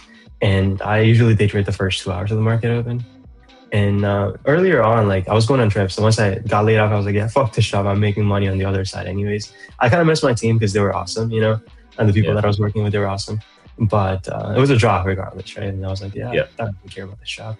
I'm just making money on the other side anyways. And I was probably at that point, I was making like, it was like around the same as much I was making as a software engineer through trading. And I was like, okay, this is whatever. I don't really mind it. And I was going on trips. I was going out, visiting people, like going to new places and whatnot. And I was enjoying my like first month or so. But afterwards, it kind of got redundant. And once I got back on and I started trading, I was like, before that, I was like, oh, like if I had so much time, I would take weeks off sometimes from job just to sit home and trade, take like the first 2 or 3 hours off just to sit home and trade. And my TL, my team lead, he was like pretty supportive of that. So he was like, okay, yeah, whatever, do you. And as long as it was getting my work done, right, like it didn't really matter.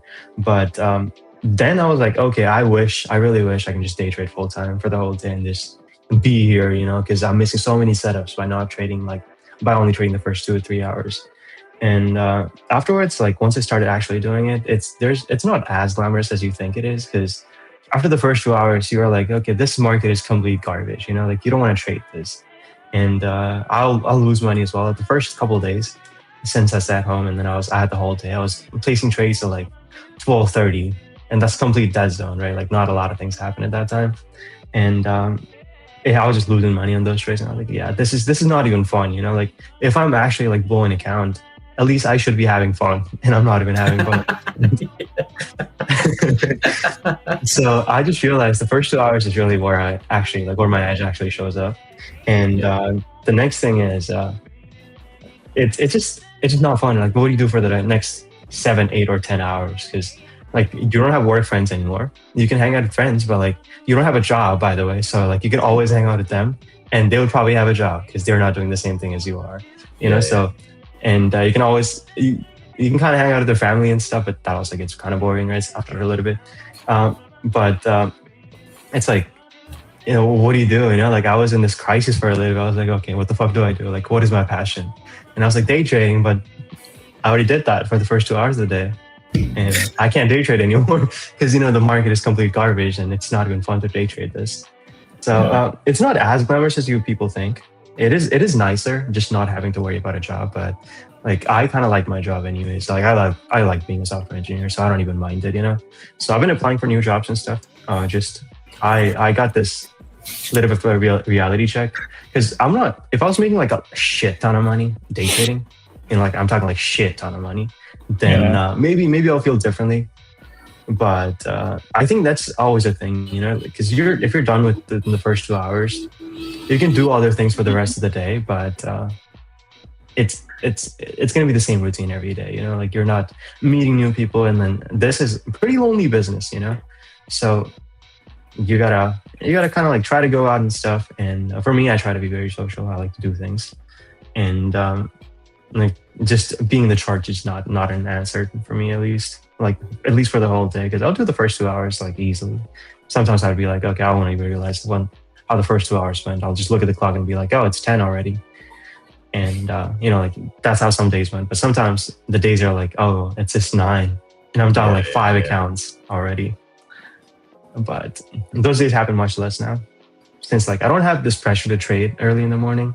But I just realized that like if I don't trade early in the morning, I'm probably not placing a trade for the whole day anyway. So you don't feel necessarily like when you made that transition, it was almost like I have to take a trade today, otherwise I feel like I'm not doing anything. You still manage to kind of stay with that discipline. It's not even discipline. It was just too boring, right? Like if I take the trade in the first 2 hours or so, then the market is moving and it's doing something. But recently, like for the past month or so, the market has been like not getting any follow through, just acting so weird. And sometimes you're on the right side, and sometimes you're taking good trades and stuff. But the thing is, it's just completely boring. And I'm like, okay, like this is crazy. Like I'm not trying to just watch NASDAQ move 5 points in each direction every other minute, and then fake people out when you try to enter, just expecting that like to continue and whatnot. So it just completely bored me out of my mind. And I did feel the pressure initially because I was like, okay, I don't have a job no more. You know, like this does not work. Like, what am I gonna do? But the boredom was too much. I'm like, okay, this is just, I don't want to do this shit. You know, like I don't want to do this shit for the next 2-3 hours. Just trying to make everything. Because if you're sizing it appropriately, you know, then you can always make money. Like if with a good trade, and you don't really need to, you know, have a good trading day every day. You can have like decent days. As long as your worst case is limited, you know, like you don't go in and lose accounts every day, you're probably fine, you know, and you can only take like one good trade a week or something, and then you'll be fine. Exactly. Fair. So Luna's actually, sorry, you carry on. No, I think I was talking about the same thing, that do you have many questions in chat. Luna is asking, what's your RR and win rate? So my win rate is about 33%. My RR, it's a little more than 1 to 3. Mm-hmm. I don't exactly know, since I'm trading prop firms with like, if I'm trading like 50 different prop firms, like I think I've like touched basically everything that existed, except for like the Go Trader funding or like the lead traders or whatever. Because, you know, the ones with complaints where they don't pay out or whatnot. And I don't want to shame anyone, so I can cut that part out if you guys need to. But, you know, basically, if you're trading like 50 different accounts, and I just have this diary that I journal off of. Where'd that go now?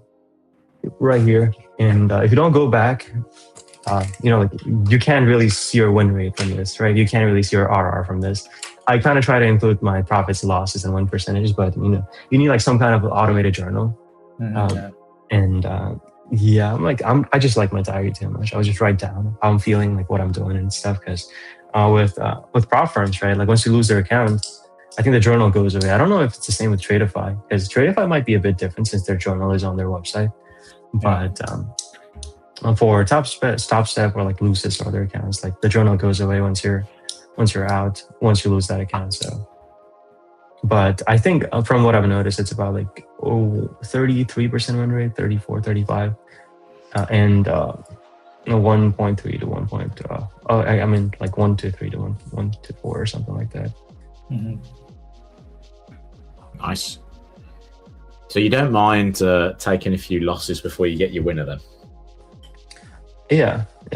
It gets bad sometimes, like you have losing days, like a long losing streak, and then you're like, okay, this thing was working before, now it's not, and then it's gonna make you rethink your whole strategy and like you being a trader. Because with the way I trade, there's a decent bit of discretion, right? Because even if like everything looks good, if I'm just feeling some weird vibes from the market, if I'm not like, I'm just gonna be like, I'm just gonna let this go, and I feel like with discretion involved, when you let go of something and then it just moves in your favor, it's not that big of a deal, but sometimes they're going to be like, this is, I should probably take in this, This was like, since I don't win that many trades, if I let go of a bunch of different trades, then the 33% can easily climb down to like 20%, and losing 5 trades for one winning trade, it can really get to you mentally, because you're not seeing like consistent winners. You're just seeing like smaller losers and big winners that kind of keep your strategy afloat.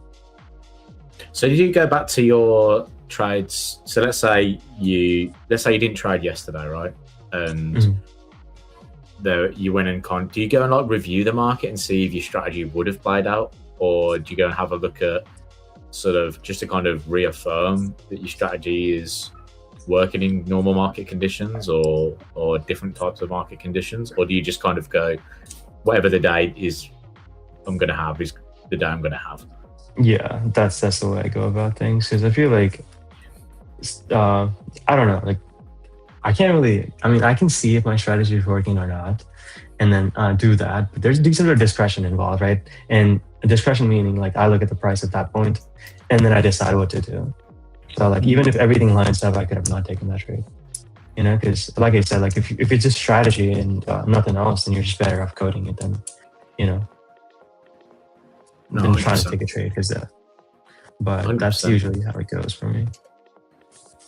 I mean, there's been some good questions coming through on the chat, to be fair. I know Thor asked a decent question, which was like, so if your trading strategy stopped working tomorrow, what data would you analyze first to understand where your edge might have disappeared? Is there anything like that? Because I guess with being a discretionary trader, Yeah. The thing about that is with discretion, right? Your discretion is kind of like evolving based on the markets, and you kind of realize like the thing that I said, right? Like the market moving kind of weird and whatnot. You can kind of see it, and if it happens more often, and if you're getting like ticked out and whatnot. But the thing about the way I trade is that I do go back and like kind of look at the markets and see if the strategy would have played out sometimes, but it's not like every other day or something. Yeah. And my strategy would just completely stop working the next day. I'll just know that by like taking a trade and not by like doing analysis or whatnot. But that's probably a bad thing now that I think about it, because you should probably know beforehand, right? If your strategy is not working anymore or something. And thanks to Thor, did I say his name right? Thor for asking that. Thor, yeah.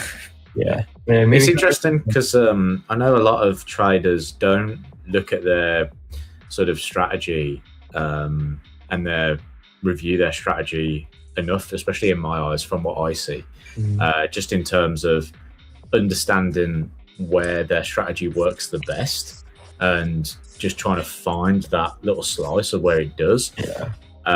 So one thing that I always say to people is look at the market volatility around that time, and a simple way to do it is by adding this sort of ATR onto your chart and having a little look at if volatility was high or if volatility was low at those times. How did that trade perform? So if like volatility is way higher than normal, and you took a trade that day, did it work out? Did it not? Because a lot of the times people will find that if volatility is super, super high, they might actually not perform that well, or they might find the opposite. They might find that actually I only need to trade in that environment and be way better. So I always find it's sort of interesting to see how people approach kind of reviewing and looking at their trades and if they do or not. But like you said, I guess you like to write down as well how you're feeling, and I think that's really cool because that's exactly what I used to do. I used to take a day trade, and I used to like every movement that kind of either made me feel good or made me feel bad, I'd write down like why has that just happened, and why has that made me feel the way it has. So no, I love that. So yeah, we've had in the chat 51 likes. Ayush, what was the likes for the giveaway? Oh, so it's 60. 60. Okay, so we're still a way off. Let's get some likes in for Pranjal joining us today as well, giving us some insights into how he trades. There's been some more questions coming through as well. Luna asked, what do you use for your analysis? Because we use things like volume profile. I think we've already answered that one, to be honest, Luna, earlier in the chat. Most just falling for levels that market has. Like I just look at the reaction that the market is getting off of the certain levels, and then I try to take trades based on those, adding VWAP or adding moving averages and stuff, just to kind of like confirm your entry. Just not enter just based on those, but just to confirm your entry and then your analysis. That's the way to go about it. But less is more, honestly. Yeah. Other question we've had in: how do you choose the crypto pairs that you've been trading? So obviously there are a lot of cryptos that are available to you, and I know you focus a lot on Bitcoin and Ether. Why do you not go to the others? It's just the leverage, right? The leverage you get on these accounts, it's higher. So especially for me, like when I'm not like winning too many trades, like the winners have to maximize some way, right? And my losers are already small enough that I can kind of afford like a couple losses here and there. Well, don't take the example from this account that I've loaned recently, but it is, if you're trading like decent size, then I think you should be good for the most part. Because here it was only 2 losses that got my account like loan, and that's usually not the way you should do it. Especially for me with like 33% win rate, I think I need at least like 4 to 5 trades for my like edge to actually show up, because the chance of me like losing 3 trades in a row is what, 0.6 times 0.6 times 0.6. So like a 20% chance of me like losing 3 trades in a row, and 20% it's a lot, it happens. So give it like 5 trades or something, then you are down to like a little less than 10%, like maybe like 8% or so.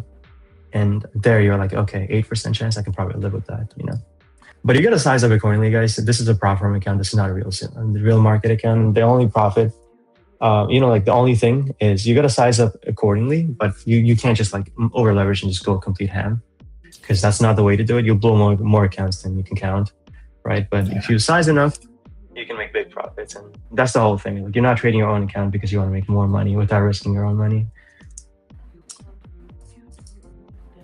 Okay, thank you for that. Yep, of course.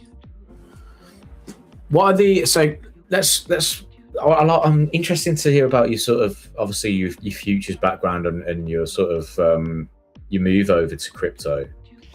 Would you move back to futures now you've had some success over at crypto? I know that you've obviously still dabbled in it a little bit and still kind of tried the NASDAQ and stuff, but do you just feel like now crypto is like that's my market that I'm doing super well on? Because like I used to like day trade Euro futures and I did it quite well, but then the mentality of me doing that over a long consistent period of time, I was like, that just doesn't suit my personality over a long period. So I moved back to like swing trading, sort of FX and stuff. I'm interested to, do you feel the same? Do you feel like now you've had some success here, do you feel like you want to go back over to that side, or do you think like this is my thing? I think for me, if I can make money one way, I'll try to make money other way too. Like it doesn't mean that I'm just gonna move over completely, because I trade futures right now too, and like even right now, even with like accounts pass and stuff, and like me, I'm probably gonna buy like a couple more accounts with Tradeify as well. Like even with that, like if I have an edge somewhere, I want to perform there and there, right? Like I'm only trading for the first 2 hours in Nasdaq futures, anyways. So like with crypto, I can just trade any other time. So it doesn't necessarily mean that I'm gonna move back. One side is much more calmer, and that's a crypto side, to be honest with you guys. But you know, like I've just been trading Nasdaq for a little too long, and then it's like this what is it, unhealthy relationship, you know, that you just can't move away from. Toxic With relationship. Nasdaq, yeah, toxic relationship. That's what I was looking for. Yep, that you can't really move away from. So Yeah. that's Nasdaq and me. It's the And ex that crypto is keeps like- me back. Yeah, and crypto is like it's just so much more calmer, and then it just feels like you're missing something. You know, you're missing the the highs and the lows. Mhm. But yeah. I love that. Okay, great. So where are we at with the likes? We're coming up to near the end of the stream. We've got 15 minutes left, but where are we with the likes, Ayush? Are we anywhere near? We need the guy who used to buy the likes, and he's here, I guess. We are at 76.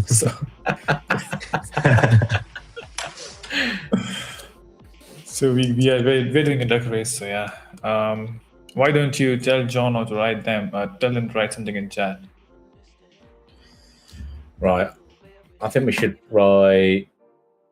We'll write futures. I'm gonna say it out loud, but do we actually think this? Futures. Oh, actually, no. Wait. Crypto beats futures. Wow. Can you paste it for Is them that, to is that copy very paste? controversial? I'm even going to type it in. It is, yeah. That is very controversial. It is. I'm going to get a I guess mentally, yeah, it message does. It from definitely HR after this. does. That is terrible. There you go. That's going to be the code Okay. that we Keep drop it in. spamming, guys. Keep it spamming.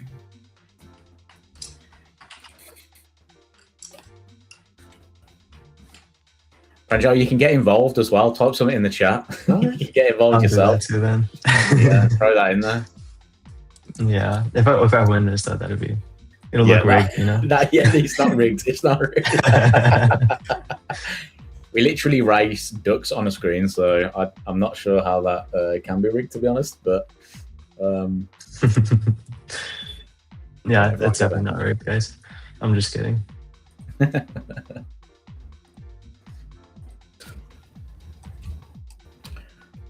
But it's interesting you said about the crypto as well is calmer than futures, which I don't Yeah. think like 5 years ago would be a thing.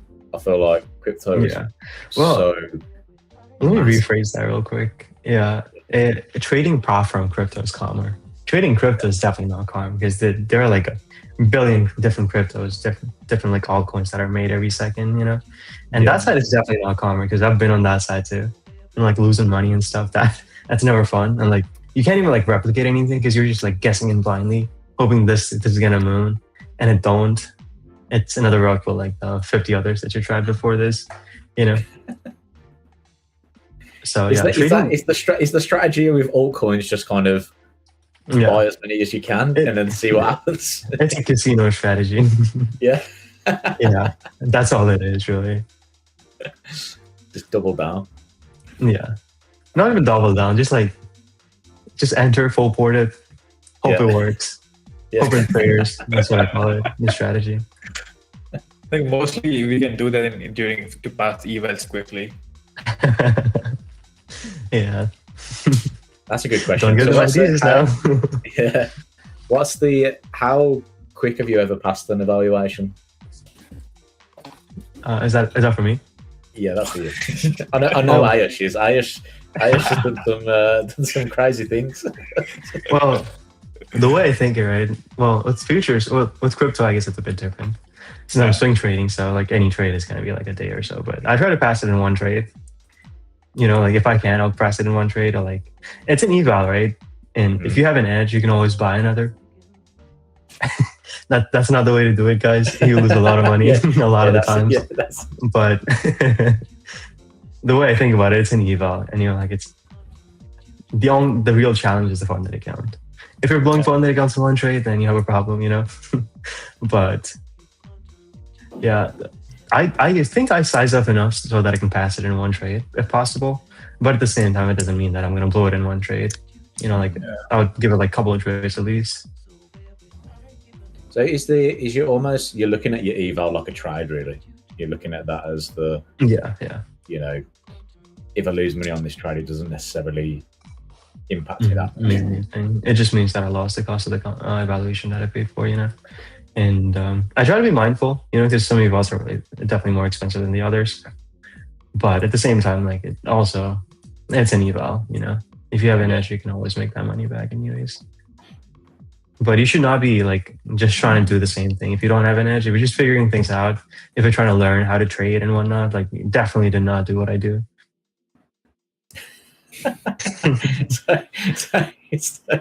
Let's say your best friend came up to you and went, "I want to learn how to trade." Yeah, I'm not teaching you how to trade. Would you say don't? I would say don't. It's like the hardest way to make easiest money, you know?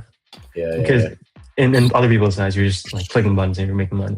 But yeah, they don't see the, you know, like the pain and the suffering that you went through and that you go through on an everyday basis, you know? And it's definitely not easy with the emotional toll. I feel like, and the thing about like money just not being a thing anymore, you know, like that can go both ways. Because if you make it, then that's good, right? Like you're going to take riskier ventures and then hopefully make more and whatnot. But if it does not work, then like in one that situation, right? Like if you're spending a shit ton of money just because you think you can afford it, but you can't really afford it, and every profit that you think is coming from this evaluation profit, it's not real. You know, like you don't get paid out from evals and stuff. So definitely, like it kind of does something to your head, you know, and not in a bad way, but it's just stressful. You know, like it is stressful. Losing money, seeing money, and then to be completely honest, you're not contributing anything to the society. So the passion aspect of it, or like you know, like what's the word for it? What's the word I'm looking for here? Not the passion, but like the meaning. You don't get that meaning from this. I mean, the money. If you have the money, you can do other things that you like. But if you're looking for like some kind of meaning through making more money and trading in general, and I know a lot of people they don't do things just because they have like a very good reasoning on like why they do things and stuff.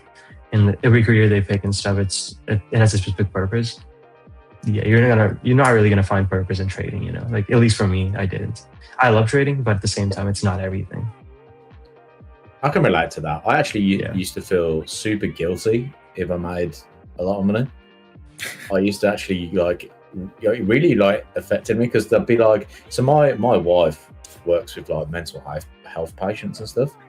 So like I can talk to her about her day and like some of the stuff that she's seeing or some of the stuff that's been people go through. I'm like, wow, I'm super, super fortunate to be here, like doing what I'm doing.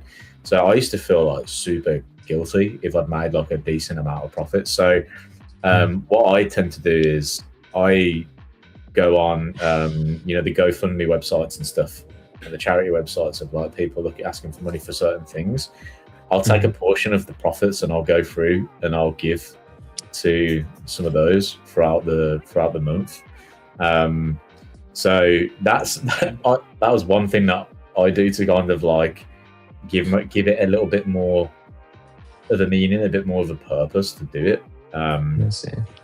But yeah, it can be quite difficult when you get to that side of it as well. It's just kind of like, well, like you said, you're not really contributing anything to it, and there is that side of it that someone's always on the other side if you tried. Really, it's a bit of a zero-sum game, so it's kind of you know, there is that element to it as well. I try not to think too much about that side because, you know, like it's a competition. Like if you're entering the market, then you know it's a competition. Either you're better than me or I'm better than you, and it's a competition. So that way, I don't feel that bad about the losers on the other side, because I've been there too, you know, like I've always been on the other side. And it was not until like last 2 years or so that my trading actually started like doing better. For 3 years I was like, you know, stomaching the pain and stuff. So like I don't feel too bad about that side, but definitely not contributing to society in any way. And then seeing like actual profession, you know, like talking to people, and then they'd be like, oh, I did this with this people, and then seeing the impact that they have, that's definitely, you know, like, it definitely makes you feel missed out on that aspect of it for sure. Yeah, of course. Ayush, where are we at? Are we at is the duck race are ready? Are we ready. giving this a go? I want Pranjal to pick out a duck for us that's going to win. Not ready with the race. I think I'm extracting in the names and done. Yeah. All right, cool. Well, thank you, Pranjal, for joining us today. Of course. Super, Thanks for having super me. interesting to get to know you, see how you trade markets and how you balance both markets really between the futures and the crypto side. Wish you some more great success as well in the future. Thank you. It seems like you've got a very good head on your shoulders, so hopefully you I like to think so too. yeah, that you can take that further and get some good out of it. I just wanted to here we go. This is it. This is our duck race. This is part of our show where we raise ducks to give away an account. So yeah, hope everyone is ready and good luck. Let's go. Hope I win. Yeah. Where's my name? Yeah, that's what you got to try and find in the. Oh, that's 5644. I think that's me. Is that you? Okay, there you go. Yeah, the playing back. I have bad history with these games because one time there was this ticket that I just did not want it to take, and my TL was like, "Let's do a duck race," and then I ended up winning that and had to take that ticket. And it was before I got laid off, and I was not working too much on it because I hated it, And good thing I got laid off because I didn't have to work on it. My TL had to pick it back away from me. So kind of got lucky there, but Yeah. So I didn't think about duck races until I joined the stream, so I was very very new to the duck race. Yeah, I think it's going to be the wild duck. Oh yeah. Oh, is it going to be Glenn? No. Oh, so close, so close. Very close. So Yeah, I think we should call him Venom instead of reading the entire thing. So Venom, if you're in chat, write something, or I'll give it to Roman. The normal ritual we do.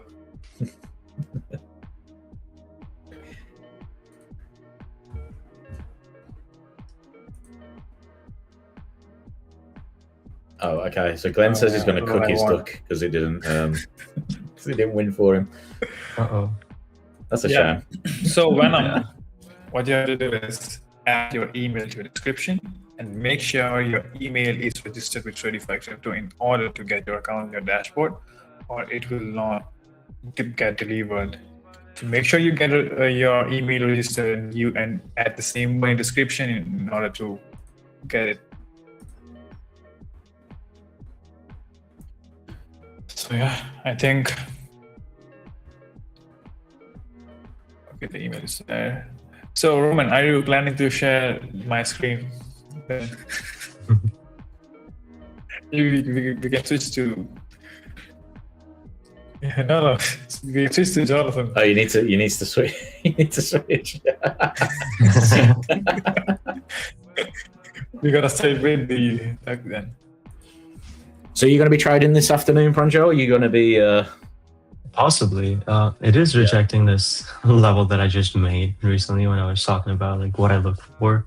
It is kind of rejecting that, but I'll just wait for a little longer and then see what it does. I want to maybe see it break down through 63,424s or something before I do anything. But that's a bit further down, and well, it can definitely move. I'm just gonna look over to futures and see what they're doing as well. See what my boo is doing, Nasdaq. Yeah, and we'll go from there. Nice. Well, good luck this afternoon. Hope it goes well. Thank you. It was nice being in this live. Amazing stream. Definitely fun. Yeah. Well, hopefully soon we can have you back on maybe, and we can chat a little bit more about markets. Let's see. Hopefully, with some profits in the bank as well would be nice. Yeah. That'd be nice. And, we can go from there. But thanks for joining us today, guys. Thanks for having me. Appreciate it. Ayush, you got anything you want to say before we leave? No. I was definitely expecting something though. Yeah, I was expecting something very philosophical to send us out. Maybe like where we can get one of those Tradeify headbands. Yeah, no, it's custom. You have to. Is it just for you? Oh. Yeah. I made it. That's poor, that is. When are you going to send me one then? Yeah, and send me your address. You'll have Yeah. I need to grow my hair first. I don't know whether I'll be able to grow it as much as yours, you know. Yeah. I'll just be stuck. I'm running it with him because I'm losing hairs, to be fairly honest. Yeah, I need that too then. Yeah. I'm telling you, it's a NASDAQ, guys. If you're starting to lose hair, just switch over to Tradeify Yeah. crypto. Yeah. If you're trying to regain hair, come to Tradeify crypto. That's what we should be selling. So, yeah. Thank you for that. All right, awesome, guys. So we'll call it a day there, but thank you for joining again. Leave some likes and subscribe if you are new around here, and we will catch you soon. Soon, yeah. Bye-bye. See you. Thanks See for you guys. joining. Thank you.